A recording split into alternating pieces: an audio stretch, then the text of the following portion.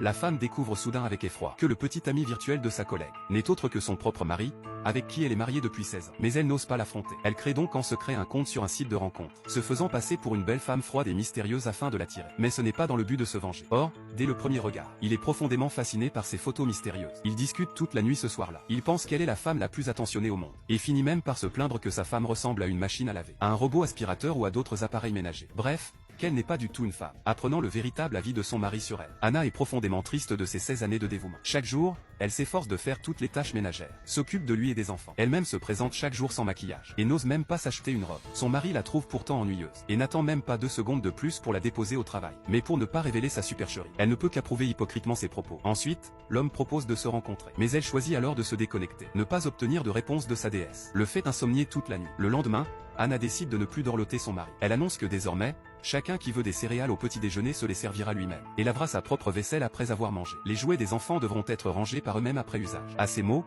les 2 enfants décident de ne plus manger, et le mari reste perplexe. Il lui demande ce qui ne va pas aujourd'hui. Elle déclare tranquillement que tout va bien. C'est simplement que cette maison a besoin de changement. Contraint, il doit alors nettoyer la vaisselle lui-même. Après l'avoir enfin rangée dans le lave-vaisselle, il appuie par erreur sur le programme de lavage ultra long de 2 heures. Anna lui dit de s'occuper lui-même du désordre, et elle prend directement un taxi pour aller travailler, n'ayant plus besoin qu'il la conduise. Même celle qui était toujours une personne discrète au travail commence à rembarrer les collègues peu professionnels. Son supérieur en reste stupéfait. Après le travail, elle va pour la première fois à la salle de sport. Elle utilise tout son salaire, qu'elle dépensait habituellement en cadeau pour son mari, pour engager un coach personnel. Bien que cette vie soit très agréable, elle aime encore son mari, et ne veut pas se séparer de lui. Elle essaie de communiquer avec lui pour sauver leur relation. Mais il refuse, invoquant son travail chargé. Puis, aussitôt, se connecte à son application de rencontre. Anna, impuissante, ne peut continuer à jouer le rôle de la déesse sexy. À sa grande surprise, cette fois, son mari lui fait directement une déclaration, et lui propose même de l'emmener en voyage. Ce qui la fait craquer, car depuis 16 ans, son mari lui promet de l'emmener en voyage, mais n'a jamais tenu parole. Furieuse, elle quitte immédiatement l'ordinateur, prend un couteau de cuisine et crève tous les pneus de sa voiture. Le lendemain,